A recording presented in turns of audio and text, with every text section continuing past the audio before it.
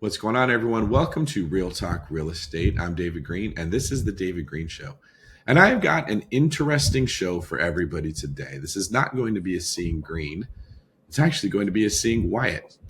For years, I've wanted to do a show on what it's like to be a real estate professional, real estate agents, real estate brokers, loan officers, contractors, people that work in our space, but they don't necessarily own the properties. And I think with the way that the market has shifted, you're really in a better position if you hate your W 2 to take a job within real estate rather than trying to live off the cash flow from real estate. And I know that's a bit of a controversial take. I've ruffled quite a few feathers over the years by making that statement, but I stand by it. For years, I told people I think you should keep your W 2 unless you're absolutely crushing it, flipping houses or using the burst strategy to scale a portfolio. And the people that sell courses to try to get you out of the rat race don't like me saying that. Well, rather than going head to head with them and just being two goats ramming into each other, I thought I would bring you one of the employees from the One Brokerage. I'm joined today by Wyatt Wolff, who not only has a super cool name, he's got a very cool story as well. And rather than talking about how somebody built up their real estate portfolio, we're going to talk about how this person built up an income working in real estate. And then we'll get into if they invest some of that money into real estate and what their plans are in that regard. I think this is going to be an interesting show for anybody who's out there who's thought about what it would be like to work in real estate rather than just invest in real estate, maybe do both. I cover this in my book, Better Than Cash Flow, the 10 Ways You Make Money in Real Estate. And this is the bonus one. This is the 11th way that's actually working in real estate. So if you guys would like to read what I think is the best book I've ever put together, you can find that one on Amazon. Now, Wyatt, welcome to the show. Thanks for having me.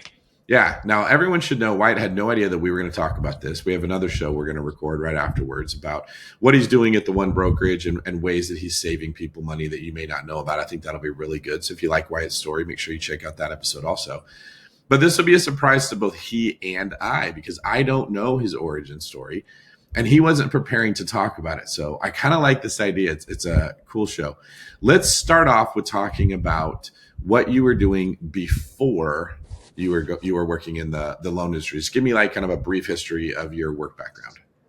Yeah, so I started out actually right out of high school. I went to community college, and I was working full time because I couldn't, I didn't want to take on student loans. Anything that you can't get free from by declaring bankruptcy seems like a racket to me. So I decided that that probably wasn't the best way to go against conventional wisdom, and this was 2014. So I was going to community college and I was working full time, and I was making more than my professor at the time, my professor of engineering. And so I was like, hang on a minute, if I just dedicate myself to working, doing what I'm currently doing, um, I'm going to make more than this average salary that this engineering professor is telling me I can make after a few years, right? Um, so obviously a little bit of flawed thinking there, just due to income growth in specific professions and all that. But so I dropped out of school and I started working, and I worked at a distribution center. Um, and just worked long hours and got after it, right? You were paid production. You could work as much as you wanted, work as much overtime as you wanted, um, and made more than everybody that I knew, including people who were, college educated. Um, so got after it, did what I could, saved what I could, bought a house, and my best friend was previously a mortgage professional in New York. He moved down here and actually close to me. Um, and he got a job at a mortgage bank. And I was like, hey, man, I've always been interested in real estate. I listen to Bigger Pockets. I listen to you and Brandon and all that. So I was like, you know what? This would be really cool. This would be a good segue to get into the industry because I want to invest. I'm making good money now, but I also want to see what the industry is like from the inside, how the sausage is made, right? So I did that, worked there, went there to another bank, to a brokerage, and then finally landed here. And for years, I actually worked two jobs. I worked at night at the distribution center, and I worked mortgages during the day, including when mortgages was super hot in 2020, 2022, Hmm. early 2022, when I easily could have quit the second job. Thankfully, I didn't because mortgages fell off a cliff, right? But I think that the lesson there is like for your young bucks out there, and I talk to probably three or four of them a week. Put your head down and just grind. Take the jobs that people don't want to take, work hard, um, and make the money, right? There's a good motto or saying, I guess, I think Jordan Peterson had it, which is opportunity lies where responsibility has been abdicated. Mm. Meaning, you see these guys, you see these jobs, right? Plumbers, drywallers, distribution guys, warehouse guys, factories, etc. Nobody thinks about that anymore for work. They all think I want an office in Bank of America, this and that and the other thing. And I'm telling you, you can make a lot of money doing that.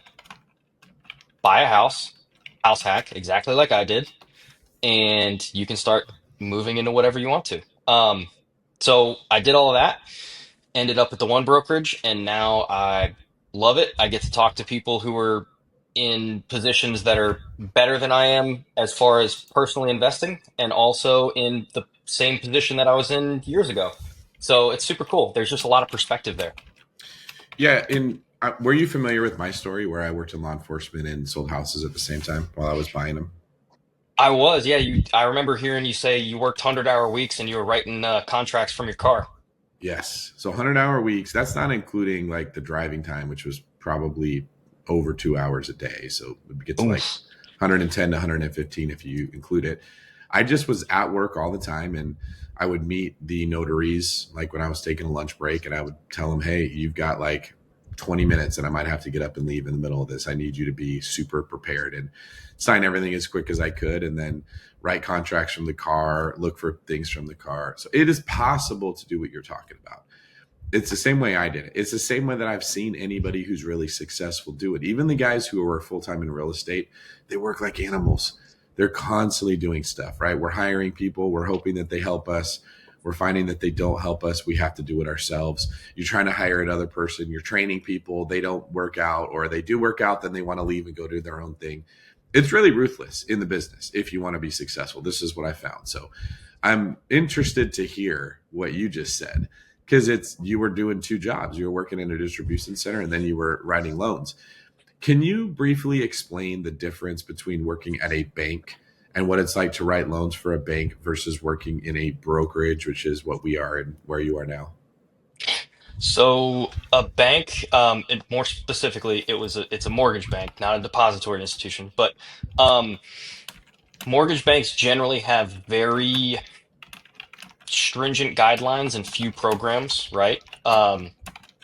It's their programs, so they have a little bit of a streamlined process there, but they don't have access to all of the cool programs that we have. They don't have, different avenues they can take things. They can't really get creative. It's pretty much, hey, David, do you want a conventional loan? Are you buying a second home or an investment property?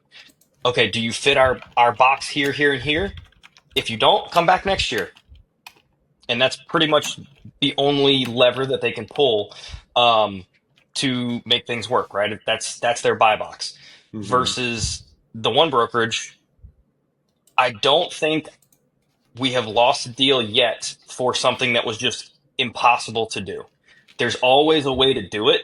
It's just whether or not it's worth going that avenue. Now, I was completely unaware of this, to be honest, and I'm sure most of the listeners are also. When I was getting loans, I would get to work, log in, get myself all squared away to take calls, go do a couple like drive throughs of the areas that I was patrolling. And then I would jump on my phone or a laptop and I would look up different banks in the area where I owned a house. And I would literally Google their names and put them in a spreadsheet and start calling them. And I would ask the question everybody asks, what's your rate? What's your rate? What's your rate? And I was shopping, or so I thought. There's a feeling of control that comes from I'm doing work and I'm talking to people. And I was always frustrated because they would always tell me, oh, yeah, we can do that loan. oh yeah, this is our rate. Of course, Mr. Greene, we can do that. And then I'd put a ton of work in. I'd fill out the loan application. I owned a lot of real estate, so I'd have to fill in the addresses and all this stuff manually all the time. This was pre-AI. And then they'd come back and say, oh, you have too many properties. Oh, you live out of state. Oh, insert problem why we can't do loan after I'd done all this work. So I hated loan officers. I hated bankers. I just had these guys are liars and they will take advantage of you because I never got an honest answer. And they didn't care, right? Because what they're thinking, I know in hindsight, was get you in my funnel so I don't lose you, make you do a bunch of work so that you're pot committed.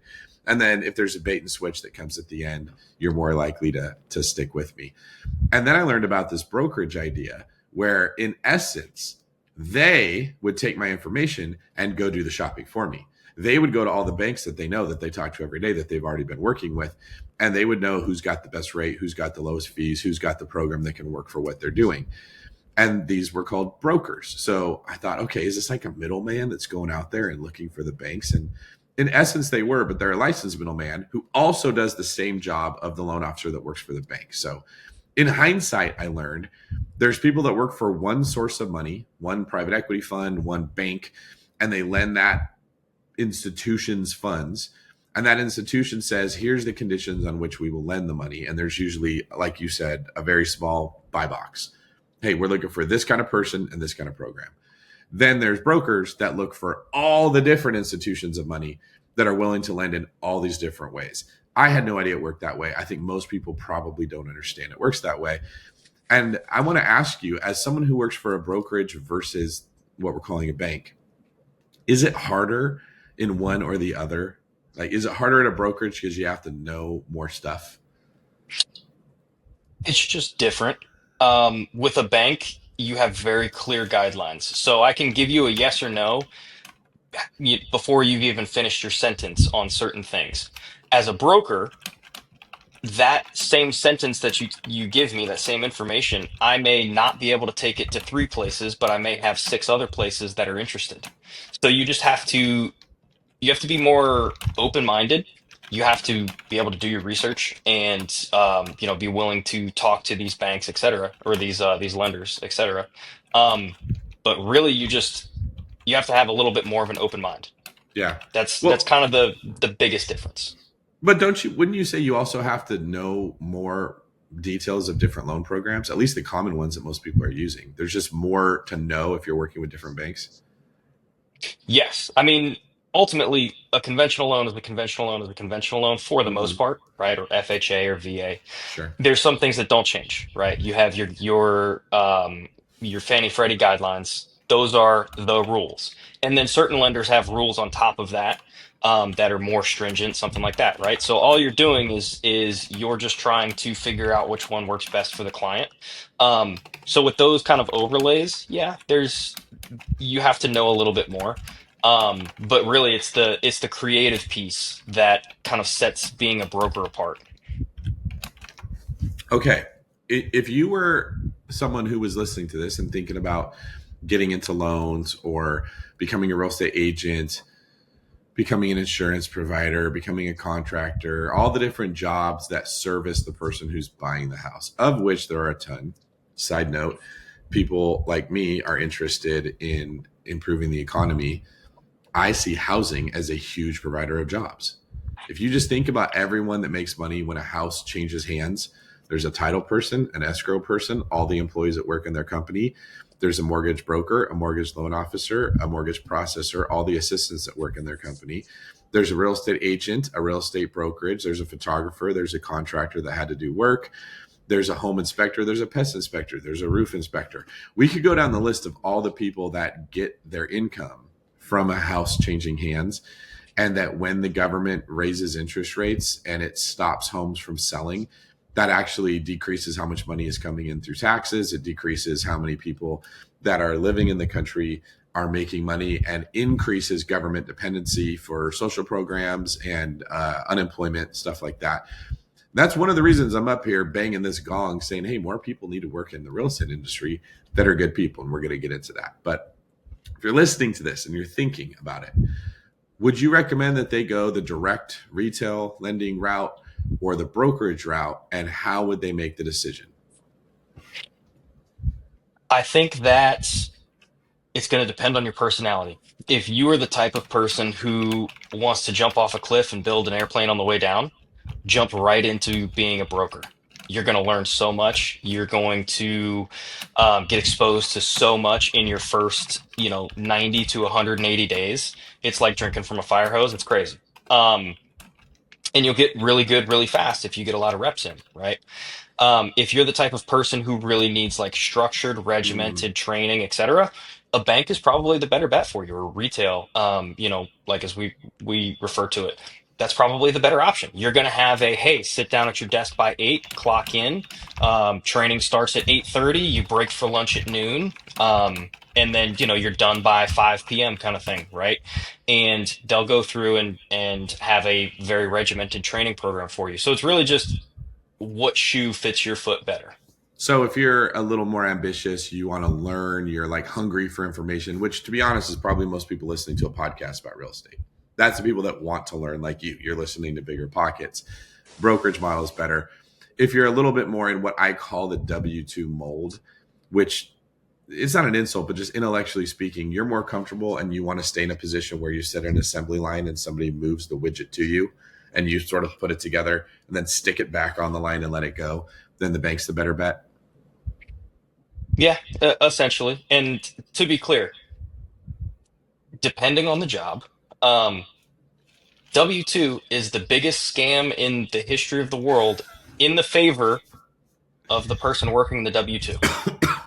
Because you can camp out in that W-2 and do the bare minimum work. And somebody who is on the same assembly line as you can be doing a much higher level of work. And if you're in the same position, you're probably getting paid the same. Um, in this kind of world, it's not like that. The people who work harder, who get after it, make more. I mean, and that's true of anything production related or sales related.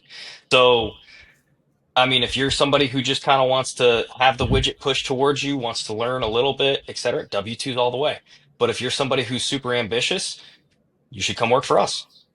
Okay, this is what I wanted to get into. Not just the come work for us part, although that's a part of it, but the mindset behind the W-2 thing. I have written 3 books for real estate agents. I'll probably write more in the future. We're getting ready to launch a real estate brokerage where agents can come and get training and learn how to sell houses and be better. So, guys, keep an eye out for that being aired on an episode. I've also written a lot of books for investors, specifically about house hacking. That's in a lot of the books.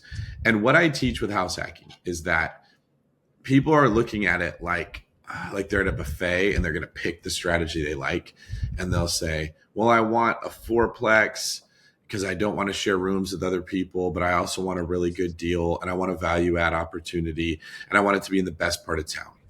And I'll say, well, fourplexes are never in the best part of town. It's always in an area zone commercial multifamily, small multifamily. It's usually all tenants. You do not get as much appreciation in those parts of town, and their value add for them is very small. You can't just go get a fourplex and fix it up and it's worth a lot more because there's less comps, less people buy them, and the people that do buy them are buying them for income purposes. So they're not going to pay as much. Now, single family homes have way more meat on the bone if you want to add equity, way more opportunity to be creative, but they're harder to make work as an investment. You can't try to pick the best from every single strategy and throw them all into the one super deal, which is what a lot of people work. So I came up with this framework that you should look at like a spectrum. On one end of the spectrum, you've got comfort. On the other end of the spectrum, you've got profit. And I would say to people that would come to me on the David Greene team and ask about like, hey, I want a house hack. I'd say, I want to get you as close to profit as I can on the spectrum without going so far that you can't handle it. So for you, do you have a kid? Do you have a spouse? Do you have a whole family? Is it just you? What's your level of the opposite of comfort? The words evading me right now. To being willing to push the limit of your discomfort. If you can get into this house with 4 bedrooms plus a den and an office that we can convert and make it 6 bedrooms, you could rent 5 of them out. You can fix up the rest of the house. You're going to have a little bit more work renting out rooms, but you're going to be able to get a better deal. We can find something no one wants. We have all the benefits, but it's not comfortable. You're sharing a space with other people. You might have to share a bathroom with somebody else. I think Craig Curlop from Bigger Pockets, who wrote the house hacking book for them, he literally slept on a couch in a house that he owned so he could rent out all the rooms to other people. We used to make Yeah. jokes that Craig would like literally rent his clothes out to other human beings if he thought that he could make money from it. It's not comfortable. Brandon Turner, my best friend, he did the same thing in the first house he bought, and he's humongous. This dude is like 6'5", and he's curled up on a couch like a wet spaghetti noodle, trying to like fit it on that thing so he can rent out the bedrooms. They made more money on those deals, but they weren't as comfortable. Now let's apply this to the W-2 world that you brought up that I really want to get into. I've talked about in my books that most agents, in my opinion, do not succeed because they have the W-2 mindset. And I describe that as this brainwashing effect. And by the way, if you're listening to this, I worked a W-2 job for years. I'm not against W-2. I am against what it does to your brain, like how it kills you, right? You get paid for existing in a workspace. You get compensated and rewarded financially for being in a building on the clock. Some people at the W-2, everyone knows this, work their butts off. The 80-20 rule lives in the W-2 world. 20% of the company is doing 80% of the work. So if you're one of those people, you have job security, but you're not making more money than the bump on a log who's dragging butt, we may say, and not keeping up with things. It's like that at the police department. It's like that at the firehouse. It's like that at every company. You've got rock stars that are crushing it, and they're carrying the load for the people that are not. Problem is they are not compensated. Like my mind always takes these ideas and turns them into pictures. And I get this picture of there's someone working really hard and they're creating a lot of value, and that value looks like water in a bucket, that the water should be converted into money for the worker, but it's not. It's actually siphoned off to the 80% of the people that are doing nothing. So this person's working really hard to create this water, and that water goes to benefit the people that are not working through comfort. They experience it by comfort. They don't have to work as hard. They don't have to pick up the heavy thing. They don't have to move as quickly. They don't have to deal with the stress or what you said was responsibility of getting the job done.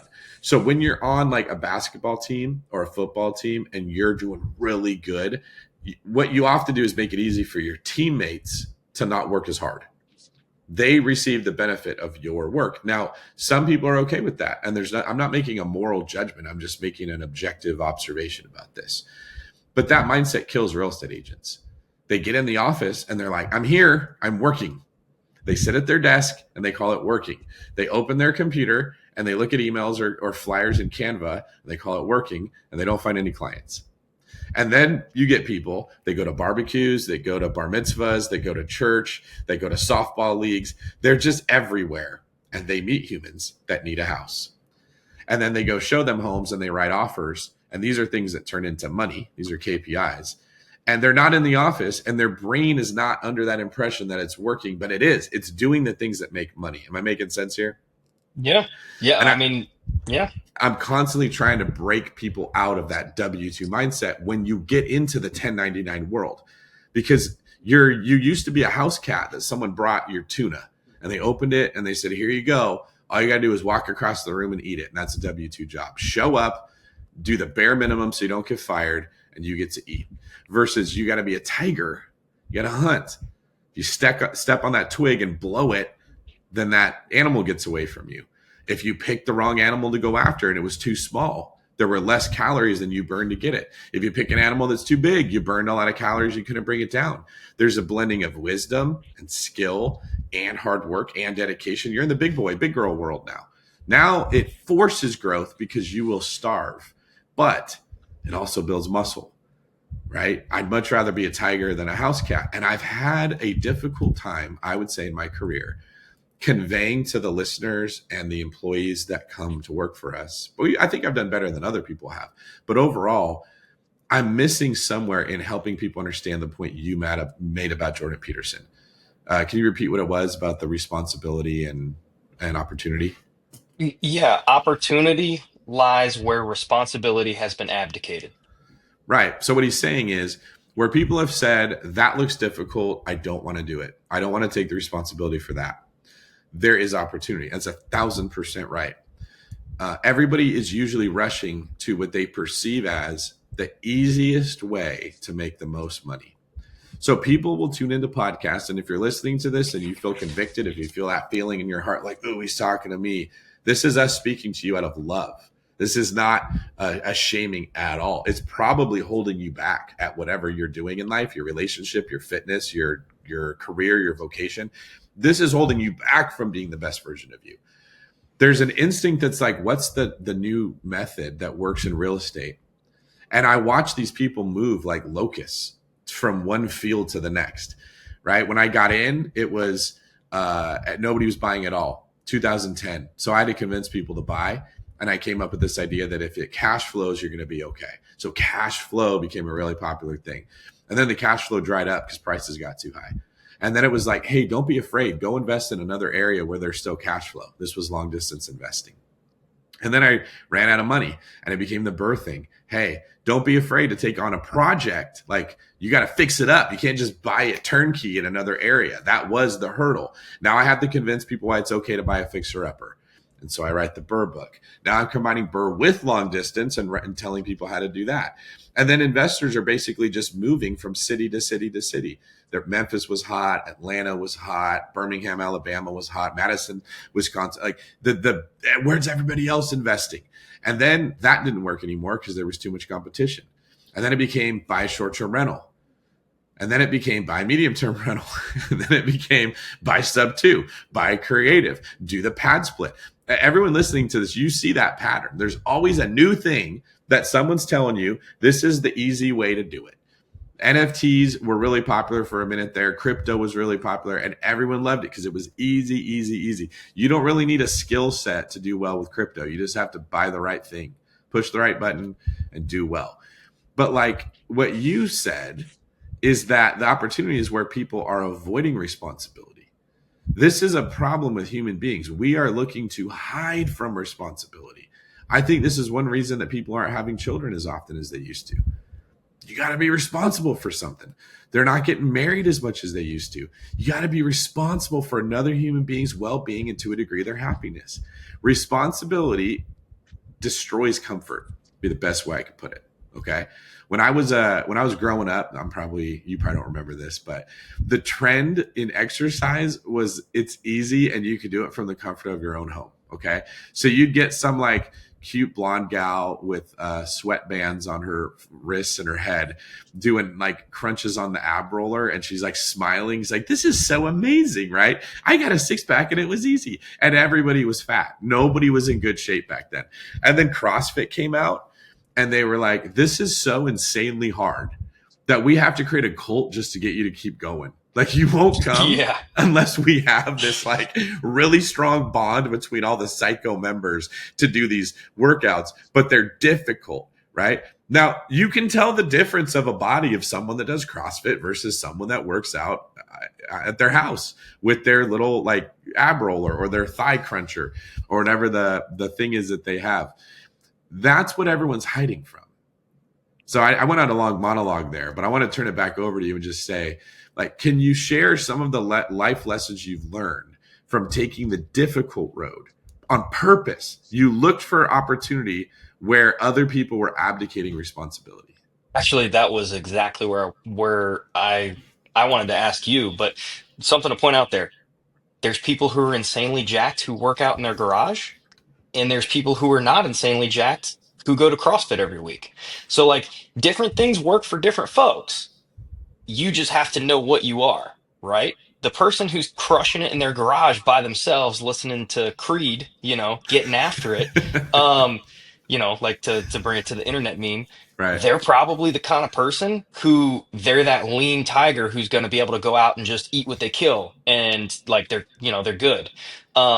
Versus the person who like has to have the CrossFit thing. Like, I'm not bashing either one. They're both good. If they work for you, they work for you.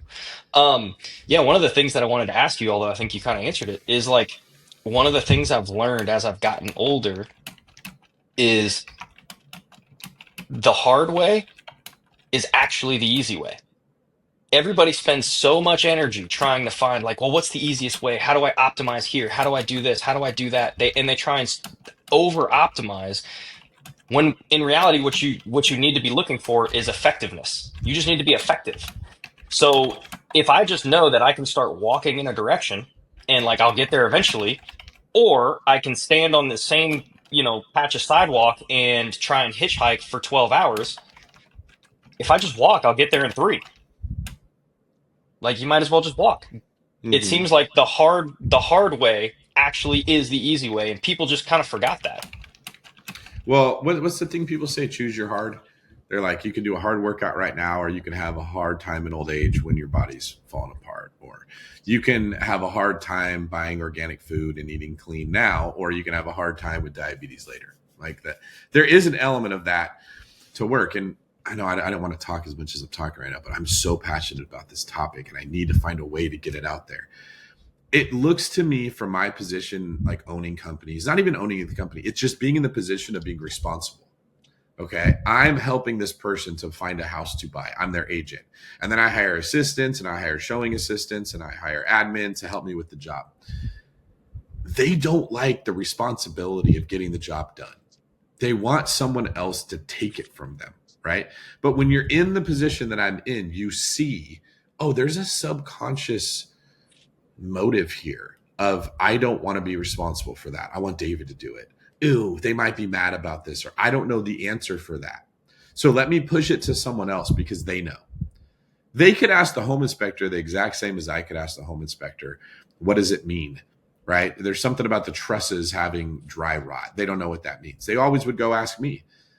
Or there's an issue with the title, or there was an issue with an easement. And then I'd get on the phone and I'd call the title company. I'd say, can you explain to me in normal human language what this means? Or the appraiser. They could do the same as me. They could have all done it. They didn't want to. They didn't want the responsibility. They didn't want the possible, oh, what if I don't understand? What if I look dumb? What if they think less of me? All these questions would go through their head. But to my perspective, I saw you care more about your pride to a stranger that you will never see, the appraiser, that you don't know what a word meant, that you don't want to ask them, then you care about the client or your boss not having to do it so your boss can find the next deal that the client would need. This was like a really tough pill that I had to swallow that I think a lot of other people haven't swallowed. That when you make the choice to not learn something new, not do something hard, you're choosing your comfort is what you're really doing over your financial future, over your work, your what's the word I'm looking for here, your value to other humans. So I recently went through a situation where I ruptured my bicep tendon in the Smoky Mountains, putting an arcade in a truck. It's why I got this thing in my arm right now. They had to reattach it. And it's funny because you and I were actually took one of those arcades off the truck, and it was the same system of how I was putting this one on. The other guy wasn't as strong as you, and he dropped it, and I had to catch both sides, and it just ripped right off my bone when I caught it. And I needed a doctor to put it on. It's a time sensitive thing. The longer you wait, the worse your recovery is going to be, and the worse your range of motion and strength. And it's your tendon's supposed to be attached to a bone. It's not supposed to be floating around in your arm. And it was very difficult to find a doctor that had a opening in their surgery. Now, I went through a very long process. We won't talk about it here, but I got a new primary care doctor who had an in with a orthopedic surgeon that was incredibly good. He's like, this guy is so good. He will leave a meeting, go into a surgery that another doctor has botched, fix it, and then wash his hands and come right back in the meeting 20 minutes later. He's that good. But he's like, I'm going to tell you, he's kind of an a-hole. He's not a nice guy. It's like, well, I don't really care. Like, I'm not trying to find a poker buddy here. I need someone to attach this thing on my arm. He's like, oh, well, then he does so many surgeries a day, he can throw you in his schedule. And I had this like epiphany that we in America tend to value how nice somebody is, how accommodating they are, how kind they are. These are all the values that we would say you should esteem to be. And they're not bad, but they almost come at the expense of your skill level. Because to me, thinking about going the rest of my life not using my left arm, which is like the fear that I'm dealing with as I'm calling 40 different doctors and none of them have time on their schedule to reattach it. I don't really care how nice you are. I want to know, did you get after it in your residency? Did you get after it? Did you push yourself? Did you really learn what it is to be a good surgeon? Or did you show up every day in a W-2 mindset, in a mindless drone, just going through the process of what someone showed you to do and never trying to get better at your job? That doctor was more useful to society at large as a jerk than the nice person was that was comfortable. And I've really just been wrestling, Wyatt, with this idea in my mind. that it might be that the value system that we live in America right now is not the healthiest. We are constantly promoting niceness. I would have so many gals that would answer the phone of the doctor's office that were so nice and sweet and zero help. Zero. Well, can you help me with finding a way? Can we know if he can do surgery? Oh, I don't know. I'm not the surgery person. Do you know the phone number of who those people are? Oh, I guess I could give you that. Like, they just didn't care about solving the problem, but they were so nice and sweet. How many people do you come across in your day? Account executives, underwriters, different processors, different banks that have programs that are nice and useless, versus a lot of times the people that are the most helpful can be kind of gruff, can be kind of rough around the edges.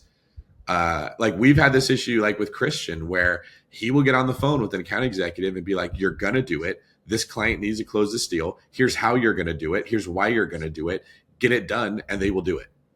Okay. Like, 100%. Yeah. Now Christian is a nice guy. He is not nice to that person in that moment. That person wouldn't walk away and say Christian's a nice guy, but he was valuable to the loan officer that needed the loan closed, to the client who needed the house. And part of being valuable was not being accommodating. Am I making sense with this? Yeah, I think there's a distinction, right, between like being nice and being kind almost, right? Like, another way to think of it is like polite and effective, right? And to be clear, if you can't tell by my voice, I'm from the South, so we, pride ourselves on being polite, and I always try and be polite to everybody. That's just something that, hopefully makes my mom proud. I guess we'll see. But yeah, if you're super polite and you're super nice, but you have the effectiveness of a wet noodle, that doesn't help anybody, right? Right. Versus if I can get on the phone, or Christian is world class at this, right? If he can get on the phone with somebody and get something done, um, you know, it's not necessarily going to be a conversation where you're like, man, I left that feeling good, but like, it needs to get done. So it's more, can you be effective with it, right? Yeah. Um, because like that client, the kind thing for them, like that's their earnest money that could be at risk or something like that. And it's like, are we going to stand on ceremony and well, Mr. Account Executive, you see the problem that we're having is XYZ, and I was wondering if you could da da da da da, and oh no, okay. Versus, hey, Mr. Account Executive, here's the problem. I read your guidelines. This is what's going on. I need you to get that underwriter on the phone for me, and I need you to get it now because these guys are going to lose money, and that's my responsibility. Like, to your point earlier about everybody kind of wanting to put responsibility off, right? Mm-hmm. Um, and this is something that I learned in my previous role, also here, I guess, is a good leader, which I aspire to be. If my team messes something up, I'm responsible. If I mess something up, I'm responsible.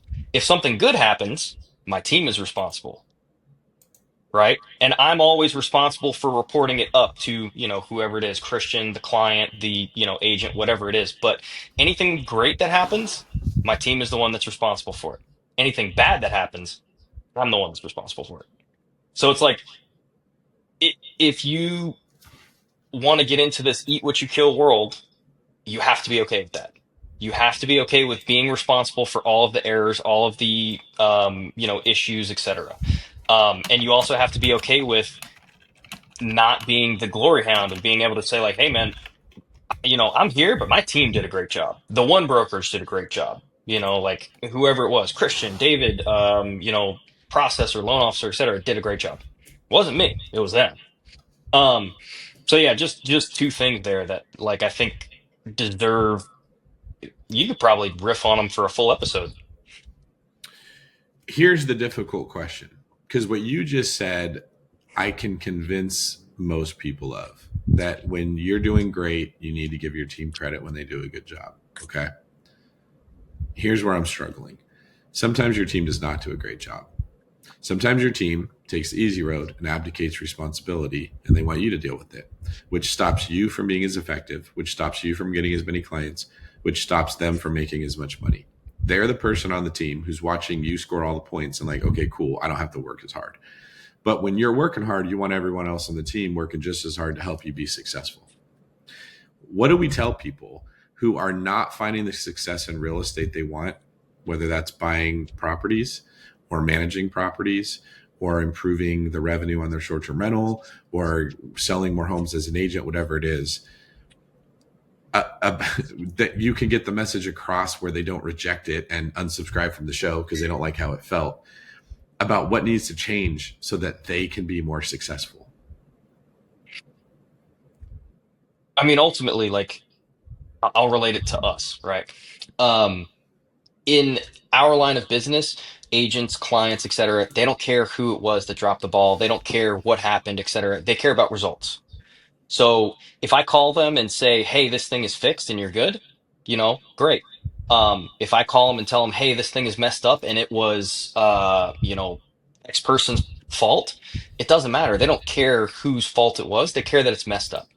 Um, that's a conversation that, myself and X person should have behind a closed door, not in front of, a client where you're, saying, Sure. oh, XYZ happened and yada, yada, yada. Because to be clear, in this business, you want killers on your team. I want people on my team who are going to hold me accountable and, who are going to push and strive for the highest level. And if they're not, then that's either a coaching opportunity or, maybe the wrong butt is in the wrong seat. Mm-hmm. And that's okay. Maybe to your point, they're more of that W-2 mindset than, like an eat what you kill mindset. But for someone who's trying to maximize their portfolio or maximize their investments or whatever it is, um, for instance, like a short-term rental operator, right? If the client complains to you that the short-term rental wasn't clean, you're not going to go to the client and say, "Yeah, well, Cindy, the cleaning lady, was kind of sick last week, and so it didn't quite get cleaned the right way, and this and that and the other thing, and like I'll take it up with Cindy." Right? You tell the client, "Oh my God, I'm so sorry. Here's what we're going to do to make it right. You're 100% correct. That's on me, da da da da da." And then you go have a conversation with Cindy and say like, "Hey, listen, I know you were sick last week, but you either need to get some help or we got to figure this out because I can't have that happening with clients.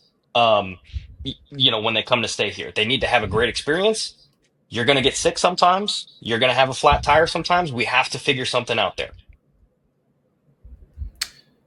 Do you think that more people would benefit that have the W2 mindset if there was pressure put on them in a healthy way to adjust to the 1099 mindset? Or do you think that there's 1099ers and there's W2ers and that's just the way that they are and it's not going to change? I think that anybody can change, but it's on a spectrum. Mm-hmm. I think that certain people are high agency humans. To quote Chris Williamson, um, if I was in a prison in a third world foreign country, I can name on one hand the people that I would call and know that they would be able to get me out of that. Right? Those are high agency people. Those are the people that eat what they kill, and they're always going to crush it no matter what realm of human endeavor they're in. There are other people that I might call and might sympathize with, or, oh man, it sucks that you're in third world prison and this and that and the other thing, but they're not going to be any help, Those are the ones right? giving you empathy. Oh my God, it must be so hard to be in a third world prison with rats nibbling at your skin while you're sleeping and taking pieces off. Oh, there's so much empathy. I send hugs and prayers your way, but they're not willing to go fight to free you, much less train to get ready to go fight to free you, right? Sure. Yeah. So I'll tell you a story, and you might want to cut this out. I don't know.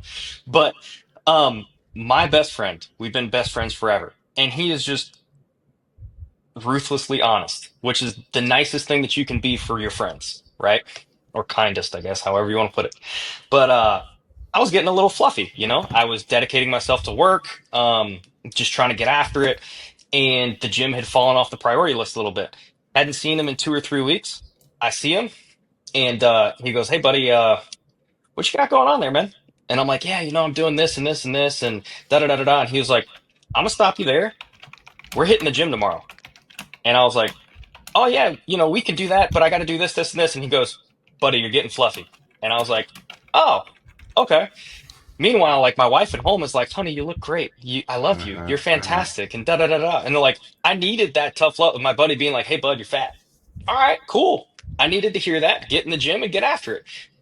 Coincidentally, he's also one of those high agency humans that I know for a fact would rent a plane and jump out of it like the Expendables, blow the roof off that prison, and drag me out of there by my ankle if he needed to. So, You know how I know he would do that for you? There's three levels of what we're saying. There's the person that will not tell you that you're fluffy because they don't want the smoke that comes from hurting your feelings. There's a person that will tell you that you're fluffy, and that's it.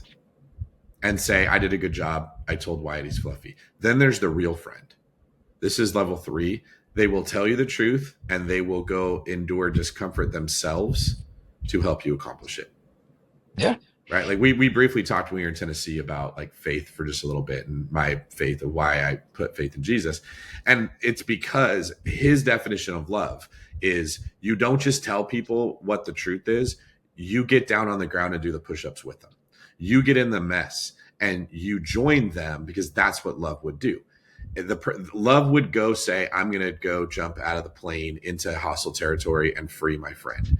And for the person who goes, well, I don't know how to shoot a gun, I don't know how to do that. Well, love would train to get ready to go get that person out of there. And the best human would already be ready when it comes, but they're not always nice. That's okay. I'm all right if the special forces soldier coming to get me maybe wrestles with some demons from some of the stuff that they've seen. Are they good at what they do when it's really important? And, this isn't about the specifics of these things, but I love your point that if you're a human being who's willing to not only point out the truth, but get in there and help other people, which is, I think, what you're doing for your clients. Hey, your strategy isn't going to work the way you're doing it. You're going to have to do it this way, but we can get there with this method. We can get to what you're trying to do. Here's the path. This is the way to go. That's what real love is. That's what actually benefiting people would be. And I'm hoping that as people are listening to this, I think I said hoping right now. I meant to hoping. Where did I get that from? Made up a word.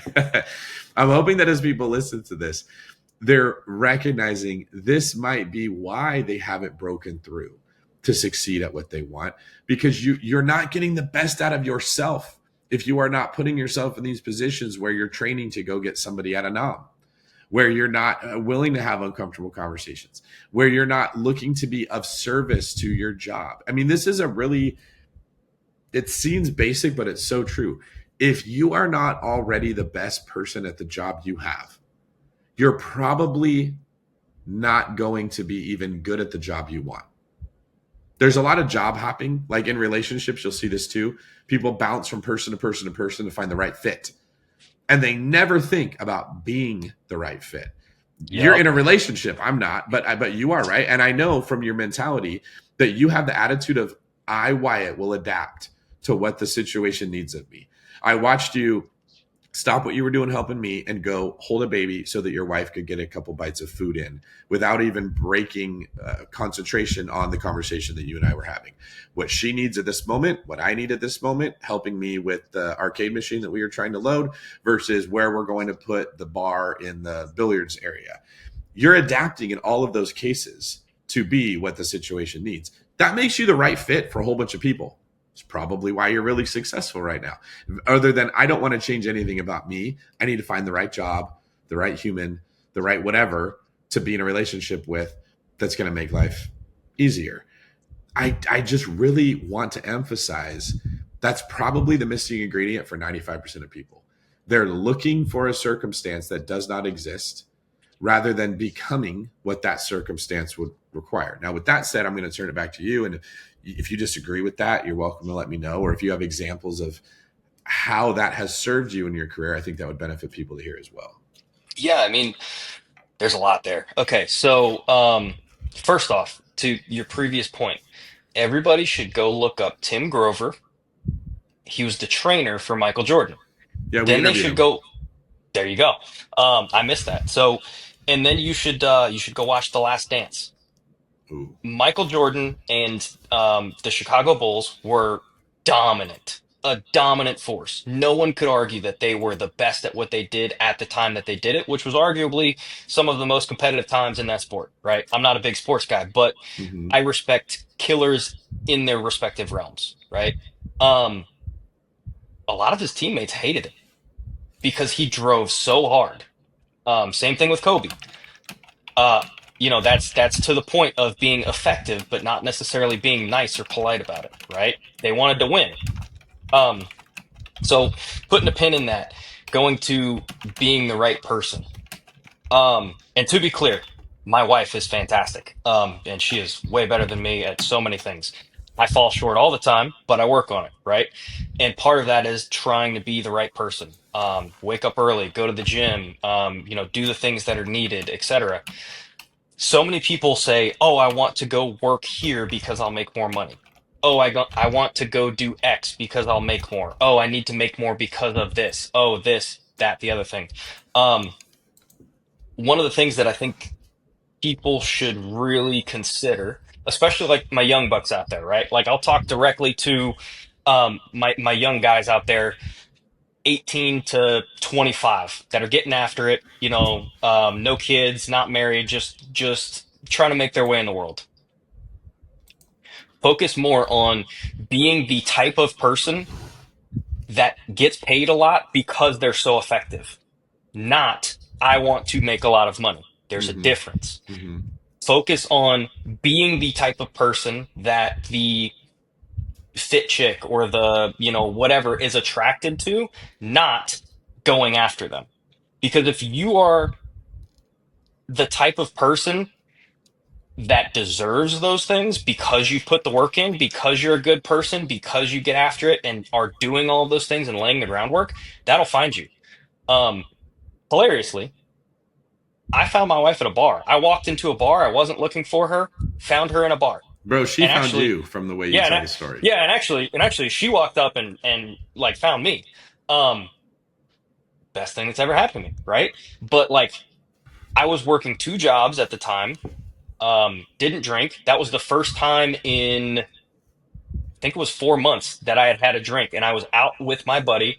Um, we had like a day where we walked from bar to bar, and I had two drinks throughout the day. That was the first time, and it just so happened I met my wife that day, who was our bartender. Wild. Um, but I was working two jobs, so anywhere from 16 to 18 hours a day, going to the gym, getting after it. I was leaner than I am now, new dad status. And I was just laying the groundwork. I wasn't looking for anything. I wasn't expecting anything. I didn't particularly want to be in a relationship or anything like that. And she found me. Please, if nothing else from this whole conversation, take the fact that you can just do the work and the things will happen, Mm-hmm. right? So to your point of faith, I'm going to use, instead of faith with a capital F, I'm going to use faith with a lowercase f, right? Faith is doing the work and just knowing that the result will come. Focus on the work, not the result. Mm-hmm. Because if you just put one foot in front of the other, eventually you'll get where you need to go. So if you were focusing on being an effective human, put one foot in front of the other. Learn the skills, listen to the podcast, watch the videos, go to the seminars, whatever it is, stack your building blocks. If you're focusing on being a fit person, go to the gym, one foot in front of the other, right? Um, Build that track record of being an effective human and go through the actions that make you that. The results will just materialize. You'll be shocked. You want me to give you a practical example of that would support the truth of what you're saying? Yes, I would love it. We get real estate agents that want to join my brokerage, or loan officers that want to join the one brokerage. Great example. And they'll come and say, "Hey, I have a license. Tell me your splits." That's the first question everyone's going to say. And then they'll say, "What kind of leads do you give?" But basically what they're saying is, "I'm a tiger, but I want to be fed tuna. Okay, tell me about your tuna." And then we'll say, "All right, well, what kind of loans do you do?" "I do conventional loans." "Okay, do you know DSCR?" "No." "Do you know HELOCs?" "No." "Do you know bridge, fix and flip?" "No." "Can you do commercial?" "No." What about ground up construction?" "No." "Okay, well, the problem is if somebody comes to us, we don't know they want a conventional loan. And we don't have someone that screens the person, finds what they want, and then hands them to a loan officer that knows how to do that specific thing. That's just too many steps. It's not good for the client. And that's a whole other set of salaries that have to come in. We need to give you to a loan officer who will help you figure out the right loan for you. That's what our branding is about. It's Yep. not to make the loan officer's job easy, it's to make the client's experience better. And the person will be like, well, I'm not getting paid to learn all that, so I'm not going to learn it. You see the problem that we have here is they want me to build a system that makes them comfortable. And I want them to become the useful human that can help a client so that I can feed them. Imagine the universe is the one brokerage and the person listening is the loan officer who's walking around saying, what's the job that's going to cater to me? There's probably so much opportunity in the universe that cannot find its way to you because you didn't want to go do the things that you just said, Wyatt, the person didn't, to become the person that could be useful for it. There's a woman out there that you would love and lead and guide and protect and make so happy, but she can't trust you because you're not doing those things in your life right now. You don't have the skills. There's a prisoner of war out there that really needs to be rescued, but they can't tap on your shoulder to go do it because you're not practicing and training. We have this mentality that says, you give me the money and then I will try. You give me the playing time and then I'll improve my game. Versus the way the universe works is we have to beat the other team. Who's my best player? If you're working really hard in practice and you're getting better, I can put you in there. If you're listening to the instruction I give you, you'll get better. If you're bullheaded, if you're stubborn, if you don't want to take instruction, you won't get better. You can't try to manipulate me into giving you playing time. And if you try, it won't work. You just hit on the head where I'm seeing so much of America is struggling right now because we are coming out of 8 to 10 years of being told you are owed something. What is the government going to do for you? What was that old JFK line? Ask not what my government can do for me. Ask what I can do for my government, right? It's just that Yes. attitude is what we should have. Ask what I can do for my team, not what my team can do for me. Ask what I can do for my client, not what my client can do for me. Of course, we all want money, but you can't say, I'm not going to put in effort until I get money. You have to say, I'm going to put in effort trusting that the money will come. I love the point you made. And from my perspective, I see this practically every day. I could give a real estate agent the lead. That's what they all want. Well, give me a lead, give me a lead, give me a lead. And then I give you the lead, and the lead can tell you don't know anything. You don't know the difference between your butt and a hole in the ground. You're going to fumble that lead. They're not going to trust me. You're not going to get paid. The lead was not what you needed. You needed confidence. You needed knowledge. You needed skill. How are you going to get that? Well, you didn't show up to the trainings. You didn't take it upon yourself to learn this stuff. You didn't go to the seminars like what you said. These people are really, really concerned with making sure no one takes advantage of them. I don't want to work for free, right? But they don't know anything. You're an apprentice. I work for free all the time. When I was new in my office, I had already bought 10 houses, and I'm asking every agent in there, can I help you? Can I go to the open house with you? Can I put out your signs with you? Can I put that that listing in the MLS for you, and you can just come and tell me what I missed? Can I go to your house when the photographer is there and open the door for him so you don't have to go? Because I want to learn what photographers are looking at. I wanted to work for free all the time. And then I just learned more than everyone else did. And then I had a lot of confidence when I spoke to clients. And what do you know? I got a listing. I could do this forever. I need to not do it. But I am so passionate about people understanding. You have to get out of what you just said. Like, I don't want to make the steps until I get paid. Because the client is the person who makes the decision of who gets the money. Yep. You want to hear a secret? Yeah. Since before I started at the one brokerage to now, currently, I have paid for coaching as an LO outside of work.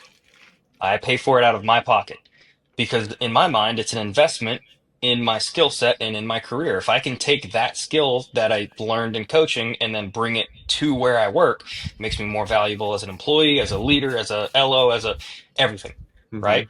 Um, and that's I think that's the one of the best things that you can do is go actively seek the things that you're lacking, even if you have to pay for it. It's an investment, right? It's not a cost. Everybody thinks it's a cost. It's not a cost. It's an investment. And more people should have that mindset of I'm going to invest in myself, right? Because why should David invest in me if I don't invest in me? Why should my wife invest in, or why should, the woman you're chasing, right? Mm-hmm. Scarlett Johansson or whoever, right? Why is she going to invest in me if I don't invest in me? You have to start that. You have to be the one that takes yourself seriously, invests in yourself, etc. That's huge. People who do that crush. Um, a lesson that I learned previously, when I worked at the distribution center, so a lifetime ago, I was in a role that was new, so it wasn't very clearly defined. I got all of the work done that needed to get done for that role, and then I would go walk around and I would say, "Hey man, show me something. Teach me something." Shout out to Scott Winterburn and Dylan Pond. Um, I would just walk up to him, "Hey man, show me something." And they'd say, "Hey, this is what I'm working on. This is how I do it." I learned so much from that, and it was 5 to 10 minutes a day of just investing in myself by having conversations with the guys next to me. Yeah, when I think about every job I had, I literally did what you did. My first job that I had, well, my first job was making sandwiches at like a Togo's. It's like Subway, it's kind of a place. Then I got a job in a restaurant, and I would go do my job as a busboy. When everything was done, I'd go ask the waiters, "What do you need?" Because we had to make our own salads, we had to pour our own soup, that we had to run our own food. It was crazy. There was almost no support at that place, so they were always stressed and always needing help. Well, guess what, Wyatt? I learned a whole bunch about how to do the job of a waiter by doing a thing. Now, there was people that told me at that place, "Why would you do that? That's not your job. You're being taken advantage of." That's what every single other busboy said. And my boss would hear from the other waiters, "David's amazing. We love this guy. He's so great. Can he get more shifts? Can he work more often? I just want David all the time." So then when one of the waiters got fired, I was the first person to get the shoulder tap. Pretty easy transition because I already knew how to do 80% of the job of the waiter because I had doing it. Now, the other busboys didn't think that was abusive anymore. I'm making like 7 times as much money as them, and we're all the same age. And then when I would get done with my tables, I would go ask the other waiters, "What do you need? Where are you behind? Oh my God, I need food run out to that table. I need these salads made for these people. I need these desserts made. I need that table cleared." And I would just go as fast and efficiently as I could. I was worried about the client in the restaurant. Well, guess what? My boss saw that. So when the party of 25 comes in instead of two, guess who gets that table? It's going to be me. I'm going to make way more money. The universe will reward it, but not in some woo woo esoteric, oh, the secret. It's very common sense. People are looking for the best human they can get to do what they need. And if that's you, they're all going to go to you. I think this is one of the reasons why when I met you, I liked you. I'm getting to know more of why I sensed an energy about you that I liked. It's that you were doing this your whole life. There's a mix of curiosity with humility, with drive. And when you get those three things together, your life is harder, but it's more fruitful. It's much more successful. It's much more rewarding. That's the message I love for people to get from your story. They could do what you're doing. They could join your team. They could work with you. They could work next to you. You could end up with something even bigger if you could get more people that had that mentality that were working with you. And as could I, as could everybody else. That's what's lacking in our economy. Like the immigration thing is a really hot topic right now. There's all these ICE raids going around, and you hear about it in the news constantly. There's people that say, "Yeah, get rid of them because they're taking our jobs," and there's people that say they're doing jobs that nobody wants to do. Right? This literally wouldn't be an argument if we had Americans that were like, "I'm in high school and I want to work really hard, and I'm going to take that job that doesn't pay great because I'm going to learn something." Or I'm in college, and instead of partying and drinking all the time, when I'm not in class, I'm going to work. I did that. I worked the entire time I was in college, and I graduated with all my school paid for and over 6 figures saved from the restaurants. That's how I got into real estate investing. I had all that money saved up because I worked. Everyone else graduates with like 80 to 100 grand in debt. Yep. It's ridiculous how we look at things, right? If we could get more people that said, "I don't want to waste my life. I don't want to waste my talent. I'm not looking for the easy thing. I'm looking for the hardest workout I can get, knowing that that will build the body that will attract the person, that will attract the things I want." We could all be so much more successful, and the right people would be the ones making the wealth in real estate versus the people that are looking for the easy route that always fall prey to the guru with the $25,000 course or $150,000 design package or whatever it is that they're being offered. Like, here's the secret easy pill to your problem that robs them of their money and stops them from getting ahead. What's your thoughts on just the person who's listening to this, like you were when you were listening to Bigger Pockets? What would you tell yourself if you could go back to that time before you are where you are now? These are the good old days. on a personal note, but embrace the suck. Um, the harder the work, the more you're going to get out of it, right? The work is working on you just as much as you are working on it. I don't know where I heard that. It's not original, but It was you know, good. somebody somewhere said it, right? The work is doing the work on you. Hmm. Um, I think that that's important. I think that the best friendships that you're going to have are going to be the people who you're doing very hard work with. Um, That's good too. so you know, those are important. Um, the best time to start was yesterday. The next best time is now. I'll tell you a story. I remember vividly. Again, shout out to my distribution center guys.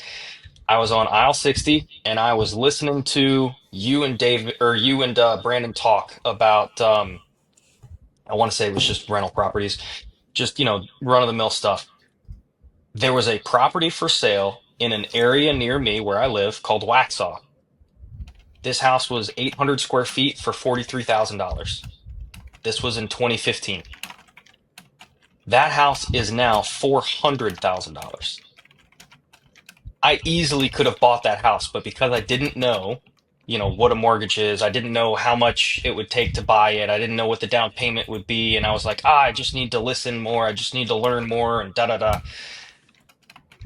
Take action. Um, I think that you'll learn more from 2 months of action than you will from 2 years of listening to people, etc. Um, Final thing that I would say is if somebody's telling you they have the secret and they're selling it to you, run. If somebody's saying, hey, I will teach you how to do this, but you have to do the work and it's hard and the price point's not that high, that's probably the legit one to go with. That's really good. If your goal is to get in shape and you got one person telling you, hey, take my coaching program, it's $50,000. I specialize in workouts that you don't sweat in that get you in shape. And another person says, show up at this time, it's $100. You're probably going to hate me. Which one of those people do you think gets you in better shape? Go with that person all day long and twice on Sunday. Yeah. And eventually, what you learn or realize is it stops being something you hate. You start to crave that. You start to look forward to that workout. You start to miss it when you're not having it. You form bonds with the people that you sweat with, that you bleed with, that you burn calories with, not the people that you sit and have intellectual conversations while drinking a smoothie and calling it a workout. Those are the better relationships, like what you said, and it's just a better life overall. Dude, I love it. This is really good. We're gonna have you back to continue this conversation because if we go forever, no one's gonna listen to the full podcast. If people want to reach out, they want to loan, they want to learn more about your story or how you got here, maybe they're struggling, where's the best place for them to go? Shoot me an email, Wyatt at theonebrokerage.com. And Wyatt is WYATT at theonebrokerage.com. And one is spelled out ONE. All right, Wyatt, we're going to have you back on again to hear more about your story and your transition into being successful at loans. We're also going to do a show on Mortgage Monday where we talk about how you're saving clients money. So I appreciate your time, man. Thanks a lot. Rock on, David. Thanks for having me. All right, everybody, keep an eye out for Wyatt on future episodes and let me know in the comments what you thought of today's show. As always, if you would like to work at the One Brokerage, if you'd like to learn more about a career in real estate, or if you just want to ask me a question about where the best place to buy is or how we can help you do it, go to davidgreene24.com, use the chat feature on there on the bottom right, and send me a message. We'll see you guys next week on The David Greene Show.